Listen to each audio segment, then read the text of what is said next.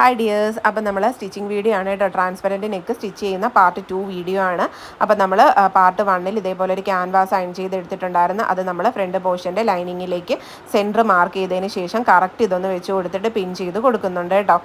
എന്നിട്ട് നമ്മൾ സ്റ്റിച്ച് ചെയ്തെടുക്കുകയാണ് ചെയ്യുന്നത്. രണ്ട് മെറ്റീരിയലിൻ്റെയും സെൻറ്റർ ഒന്ന് മാർക്ക് ചെയ്തിട്ട് കറക്റ്റ് ഇതേപോലെ വെച്ച് കൊടുക്കണം. എന്നിട്ട് പിൻ ചെയ്തിട്ട് വേണം സ്റ്റിച്ച് ചെയ്യാൻ. എന്നിട്ട് ഇതേ ക്യാൻവാസിൻ്റെ മുകളിൽ അരികിൽ കൂടെ അത് ഇങ്ങനെ ഒന്ന് സ്റ്റിച്ച് ചെയ്തെടുക്കുന്നുണ്ട് കേട്ടോ. എന്നിട്ട് ഇത് മറിച്ചെടുക്കുകയാണ് കേട്ടോ ചെയ്യുന്നത്. ഇതിൻ്റെ നെക്ക് വിഡ്ത്ത് ഞാൻ എടുത്തേക്കുന്നത് 8 ഇഞ്ചാണ് കേട്ടോ. അപ്പം നമ്മൾ കട്ടിങ് വീഡിയോയിൽ രണ്ടായിട്ട് മടക്കി ഇട്ടിട്ട് ചെയ്തപ്പോഴത്തേന് 1 സൈഡ് 4 എടുക്കണം, അതായത് 8ൻ്റെ പകുതി.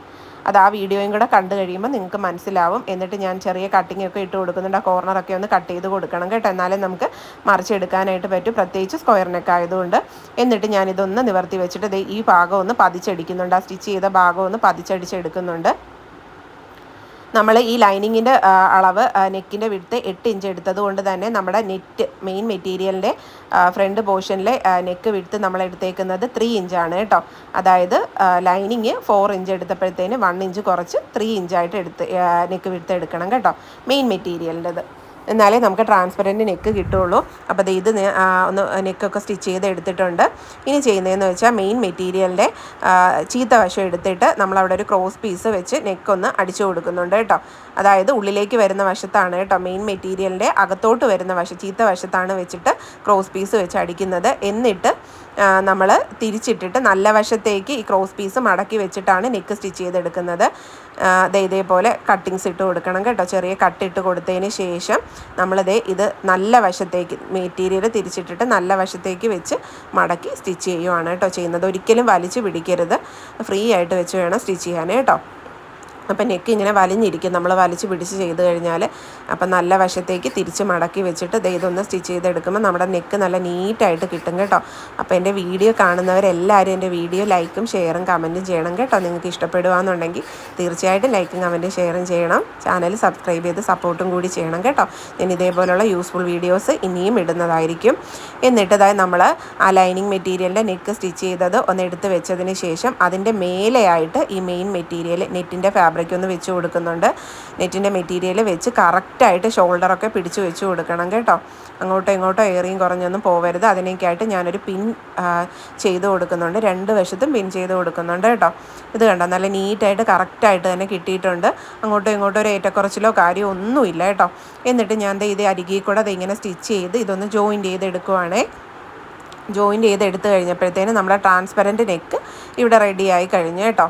അപ്പോൾ ഞാൻ പറഞ്ഞ പോലെ അളവെടുത്താൽ മതി. നിങ്ങളുടെ നെക്കിൻ്റെ വിഡ്ത്ത് അനുസരിച്ചിട്ട് വേണം എടുക്കാൻ കേട്ടോ. ഇപ്പം നിങ്ങൾക്കിപ്പോൾ ഒരു ഒട്ടുമിക്കവർക്കും 8 ഇഞ്ചൊക്കെ തന്നെ ആയിരിക്കും എടുക്കുന്നത്. 8 ഇഞ്ച് നമ്മൾ ലൈനിങ്ങിന് എടുക്കുകയെന്നുണ്ടെങ്കിൽ നമ്മുടെ നെറ്റിൻ്റെ ഫാബ്രിക് അല്ലെങ്കിൽ ജോർജറ്റോ എന്തോ ആയിക്കോട്ടെ, ആ മെയിൻ മെറ്റീരിയലിൻ്റെത് ഒരു 1-1.5 ഇഞ്ചോ കുറച്ച് വേണം നെക്ക് വിഡ്ത്ത് എടുക്കാൻ. അത്രയേ ഉള്ളൂ, വേറെ പണിയൊന്നും ഇതിൻ്റെ അകത്ത് ഇല്ല. നമ്മൾ നോക്കുമ്പോൾ നമുക്ക് വലിയ സംഭവമായിട്ടൊക്കെ തോന്നും. ഇനി നമ്മൾ ബാക്ക് പോർഷൻ്റെ നല്ല വശവും മെയിൻ മെറ്റീരിയലിൻ്റെ നല്ല വശവും ലൈനിങ്ങിൻ്റെ നല്ല വശവും ഫേസ് ടു ഫേസ് വെച്ച് നെക്കൊന്ന് അടിച്ചെടുക്കുന്നുണ്ട് കേട്ടോ. എന്നിട്ട് ഇതൊന്ന് മറിച്ചെടുക്കുകയാണ് ചെയ്യുന്നത്. ഇതൊക്കെ ഒട്ടുമിക്ക എല്ലാവർക്കും അറിയായിരിക്കും. എന്നിട്ട് നമ്മൾ നെക്ക് ഞാൻ അറിയാണ്ട് പതിച്ചടിച്ച് കൊടുത്തു കേട്ടോ. പതിച്ചടിച്ച് കൊടുക്കരുത്. നമ്മൾ ഷോൾഡർ ജോയിൻറ്റ് ചെയ്തതിന് ശേഷം വേണം ബാക്ക് പോർഷൻ്റെ നെക്കൊന്ന് പതിച്ചടിച്ച് കൊടുക്കാനായിട്ട്. ഞാനിത് പിന്നെ അഴിച്ചു കേട്ടോ. എന്നിട്ട് നമ്മുടെ ബാക്ക് പോർഷൻ്റെയും ഫ്രണ്ട് പോർഷൻ്റെയും നല്ല വശം ഫേസ് ടു ഫേസ് വെക്കണം കേട്ടോ. മെയിൻ മെറ്റീരിയൽ ഇതേപോലെ ഫേസ് ടു ഫേസ് വെച്ചതിന് ശേഷം നമ്മൾ താഴത്തെ ആ ലൈനിങ് ഉണ്ടല്ലോ, ആ ലൈനിങ് ഇങ്ങനെ ഒന്ന് മടക്കി ഇങ്ങോട്ട് കൊണ്ടുവന്ന് ഫ്രണ്ടിലോട്ട് കൊണ്ടുവന്നിട്ട് ചേർത്ത് വെച്ചിട്ട് ഷോൾഡർ ജോയിൻറ്റ് ചെയ്ത് കൊടുക്കണം. അതായത് മെയിൻ മെറ്റീരിയൽ ഒരു ഭാഗത്തും ലൈനിങ് ഒരു ഭാഗത്തുമായിട്ട് വരും കേട്ടോ. അങ്ങനെയാണ് വരുന്നത്. എന്നിട്ട് ഇതേപോലെ ഒന്ന് സ്റ്റിച്ച് ചെയ്ത് 2 സ്റ്റിച്ച് ഞാൻ ഇട്ട് കൊടുക്കുന്നുണ്ട് കേട്ടോ.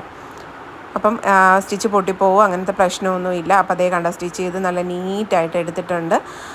അപ്പോൾ സ്റ്റിച്ചൊന്നും പുറത്ത് നമ്മൾ ഷോൾഡർ ജോയിൻറ്റ് ചെയ്തതിൻ്റെ സ്റ്റിച്ചും കാര്യമൊന്നും പുറത്ത് കാണാണ്ട് നീറ്റായിട്ട് എടുക്കാം.